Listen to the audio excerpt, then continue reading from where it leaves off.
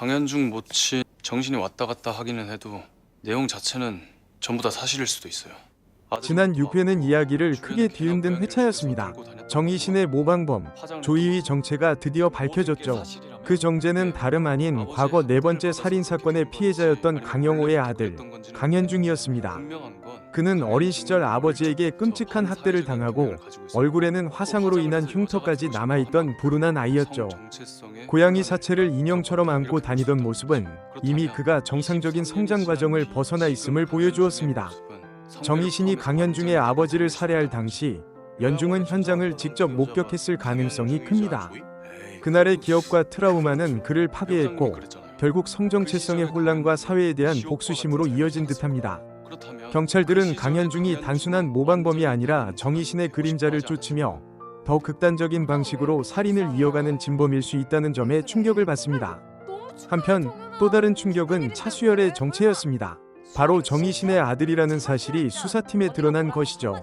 이로 인해 내부 갈등은 극에 달했습니다. 동료들은 수열이 사건을 은폐하고 있었다며 불신했고 그는 팀에서 사실상 배제되었습니다. 그러나 박민재가 비극적으로 살해되는 사건을 계기로 수열은 다시 사건 중심에 설 수밖에 없는 상황에 놓였습니다. 사마귀의 피를 이어받은 자라는 꼬리표와 싸워야 하는 운명이 시작된 것입니다. 이 있는 줄 알아? 욕조에 들어있는 시체야. 완전 마구잡이네. 죽여 맞다운 놈을 죽인 것도 아니고 너 하나 살려고 죽였지. 넌 나랑 달라. 너는 사람을 죽이고 싶어서 죽이는 거야. 이유 같은 건 없잖아. 네 애비한테 당한 걸 작고 힘없는 동물한테 풀었지. 애가 생기면 네 애비랑 똑같이 하겠다. 네 애한테. 시끄러워. 주둥아리 찢어버리기 전에 네가 무슨 의협심이라도 있는 것처럼 거들먹거리는데 너는 그냥 실패한 괴물이야. 박민재 그 자식이 너랑 네 아들 캐고 다니는 거 다 내가 막았어. 지금 네 아들이 행복하게 사는 것도 다 내 덕분이라고. 똑똑히 봐. 네가 아끼던 것들 따박따박 어떻게 망가지는지. 자기 덕분에 네가 행복하다고 했어. 정연이 어떻게 만났어? 야, 화장실에 사람 왜 이렇게 많냐? 주선자가 화장실 갔다 온 사이에 분위기가 왜 그래? 첫날부터 뭐야? 말 안 해줄 거야?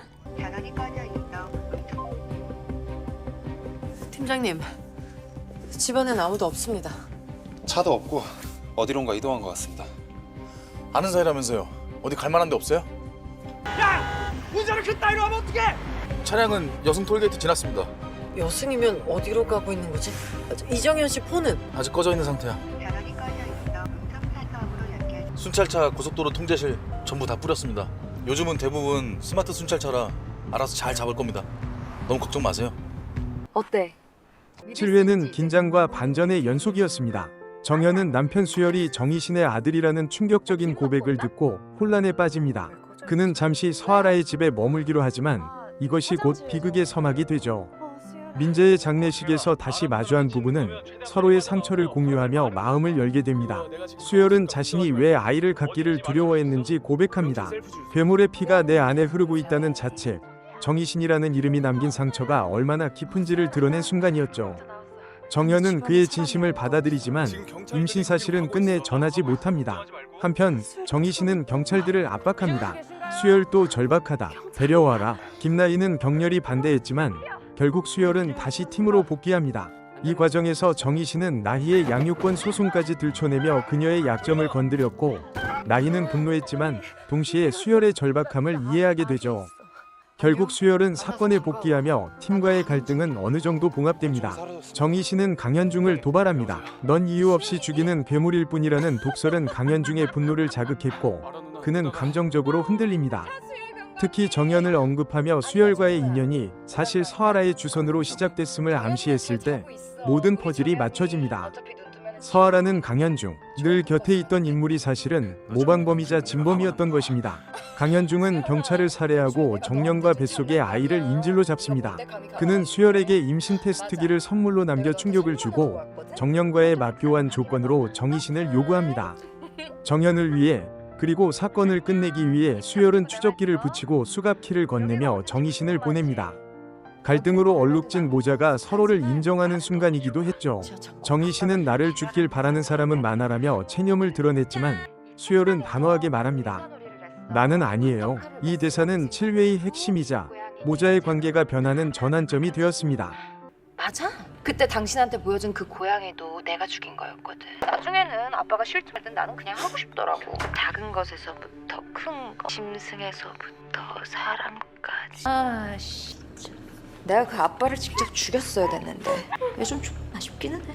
아직도 애야? 애비한테 화난 걸 동물한테 풀었지. 그땐 약했으니까. 이제는 아니잖아. 나한테 화난 건 나한테 풀어. 네가 원하는 건 나잖아. 네가 준 장난감이 아니라. 야 정연아, 니네 시어머니가 너 보고 장난감이라는데? 내가 입 닥치라고 했을 텐데. 우리 정연이는 시어머니 덕분에 사네. 내가 고이 보내줄게. 대신 네가 직접 여기로 와. 교환 시간은 5시간 뒤, 장소는 복지회관. 다음은 오면 알려줄게. 만약 경찰이 코빼기라도 보이면은 정연이는 죽이는 걸로 할게. 이따 봐요. 엄마. 5시간 뒤면 오전 11시입니다. 정희신이 여기로 온다고? 가면 죽어요. 받아들여. 하나 보내고 둘을 받는다. 남는 예고편은 더 큰 충격을 예고했습니다. 납치된 정연이 풀려나는 듯 보이지만 심각한 부상을 입은 모습이 그려졌습니다. 강현중과의 최종 대결은 눈앞으로 다가왔고 경찰 내부의 갈등은 여전히 남아 있습니다. 특히 정희신이 현장에서 도주하는 장면이 포착되면서 그녀의 진짜 목적이 무엇인지 다시 한번 의문이 제기됐습니다. 일각에서는 정희신의 목적이 단순히 아들을 지키는 모성애가 아니라고 추측합니다.